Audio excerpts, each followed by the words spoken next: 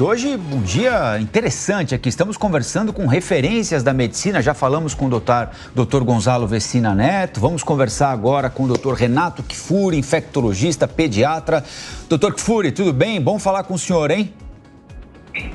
Prazer, Colombo. Sempre um prazer estar com vocês. Bom dia a você e todos os nossos acompanhando os nossos ouvintes. Doutor, sei que o senhor vai falar com a gente de dengue, mas também sei que o senhor estava acompanhando a entrevista do seu colega, o Gonzalo Vecina Neto. O que é que o senhor pensa sobre essa decisão que a Anvisa vai tomar sobre esses vapes aí, esses cigarros elétricos, enfim? O problema atual, né? Nós, como pediatras, Rafael, e acompanhando esses adolescentes, a gente assiste aí um número crescente. A gente lutou tanto para reduzir o consumo de tabaco, nicotina no país nas últimas décadas. O Vecina lembrou bem de 30% da população que fumava, passamos para menos de 10%.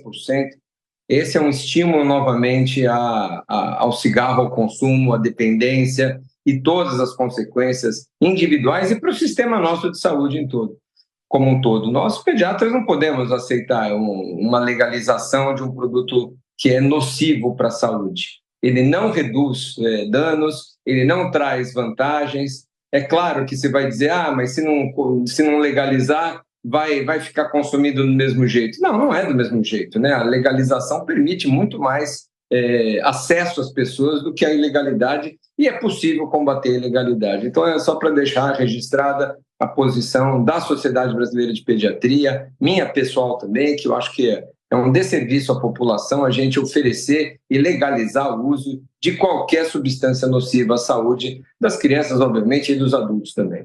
Tudo bem, doutor Renato? Bom dia. Agora falando sobre a dengue, muito importante a sua explicação. Queria falar com o senhor sobre a importância da vacinação. Os primeiros vacinados, a primeira faixa etária a ser vacinada contra a dengue, de 10 e 11 anos, né? Crianças de 10 a 11 anos. Queria que o senhor explicasse qual a importância dessa vacinação para essa faixa etária agora e por que eles são os escolhidos. Bom dia, Paula. Prazer falar com você também. Eu acho que, infelizmente, nós tivemos que, a exemplo do que nós fizemos com a Covid, né? Eleger grupos prioritários, quem vamos começar a vacinar. O fenômeno com a dengue se repete. O ideal é que a gente pudesse ter vacina para praticamente toda a população brasileira que está sob risco da doença, né? A dengue é uma doença democrática em termos de distribuição etária, diferente de algumas doenças, onde o agravamento, a meningite é mais na criança, o HPV é mais no adolescente. A dengue tem uma distribuição muito homogênea em todas as idades. Então, o ideal é que a gente tivesse vacina para todos. Na falta do produto, obviamente, tivemos que elencar os adolescentes, primeiro porque é o segundo grupo que mais hospitaliza. Então, só para você ter uma ideia, Paula, os adolescentes só perdem para os maiores de 60 anos de idade. Como a vacina só está licenciada até os 60 anos, então é o grupo que mais hospitaliza por dengue.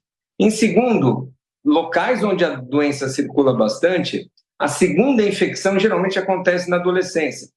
As crianças são infectadas muito precocemente e na adolescência, em geral, fazem a sua segunda infecção. E a gente sabe que o risco de agravamento, em geral, é na segunda infecção. E terceiro, para concluir aí a justificativa de escolher essa idade, os estudos que mostraram que do licenciamento da vacina, a idade que mostrou a melhor performance da vacina foi justamente essa idade de adolescência. Então, funciona melhor, é a idade que mais hospitaliza, é onde a gente tem mais segundas quadros de infecção com maior gravidade, portanto, a idade e as famílias que estão aí hoje eleitas nessas cidades, nos municípios escolhidos, precisam levar seus filhos e começar a vacinar urgente. Doutor, a OMS fala em ressurgimento da dengue em países onde não havia diagnóstico há muito tempo, de disseminação ainda maior, onde a dengue já era um problema. O que é que está vendo? A dengue é uma doença em franca expansão no planeta, né? Para você ter uma ideia, algo inimaginável como a França registrando casos de dengue, Estados Unidos, Reino Unido, e não é gente que saiu, foi para a América, para a Ásia e voltou para lá, não. Não saíram da região de Paris e adquiriram dengue, ou seja, lá tem doente e tem mosquito, né? Ou seja, o mosquito conseguiu transmitir de pessoa a pessoa. Isso mostra como a disseminação, os índices de infestação do Aedes aegypti deixa de ser em breve, né, está deixando de ser em breve uma doença tropical ou de países subtropicais também.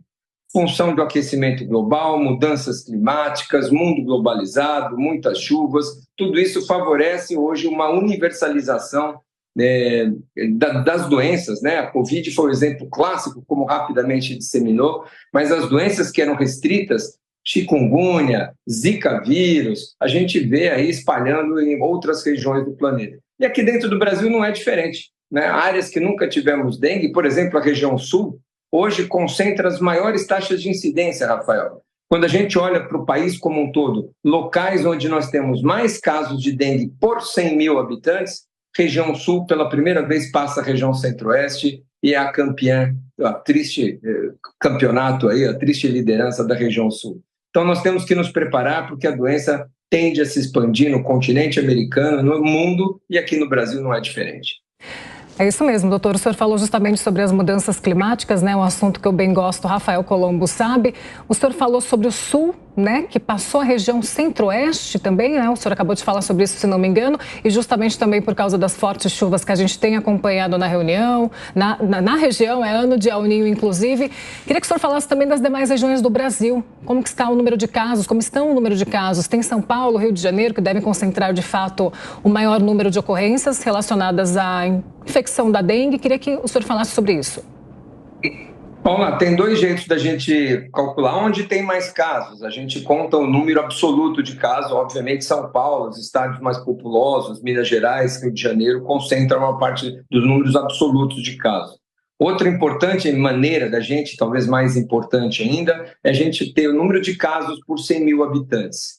Tem municípios em 2023, Paula, que nós fechamos o ano de 2023 com 30 mil casos por 100 mil habitantes. Ou seja, 3 de cada 10 tiveram dengue naquela cidade. Dengue confirmada, né? Fora os outros que não fizemos diagnóstico. Ou seja, casos por 100 mil talvez seja a melhor maneira da gente estimar a carga da doença em cada localidade. Minas Gerais, Espírito Santo, Rio de Janeiro, né? Brasília, ou região centro-oeste, têm sido os estados, neste momento, mais afetados em termos de casos por 100 mil. Mas isso é muito variável, viu, Paulo? A gente aprendeu com a dengue que quando ela entra numa região que nunca tinha tido dengue ou que tinha poucos casos, ela faz muitos casos, porque encontra uma população virgem do vírus, sem imunidade nenhuma, e à medida que ela vai ficando endêmica naquela região, ela vai tendo, às vezes, menos casos, mas mais formas graves, porque muitos vão começar a fazer sua segunda infecção. Tem a ver com os tipos de vírus que estão circulando também, o tipo 1, depois o 2, depois o 3. Então, toda essa cinética, essa dinâmica de onde a dengue entra, quanto tempo ela permanece naquela região e qual o tipo de dengue, ou seja, se estão fazendo novas infecções, é que vai determinar o tamanho do problema a cada ano em cada região. Atualmente, esse é o cenário, mas ele é muito dinâmico, a gente precisa ter todo esse acompanhamento. Doutor Renato Kfouri, obrigado pela entrevista. Ótima sexta-feira para o senhor. Até a próxima, hein? Eu que agradeço. Paula, Rafa, bom fim de semana para vocês e bom carnaval. Com cuidado sempre, repelente e aí evitando enchentes, chuvas, tudo que a gente sabe já e as águas acumuladas. Obrigado, bom dia. Até mais.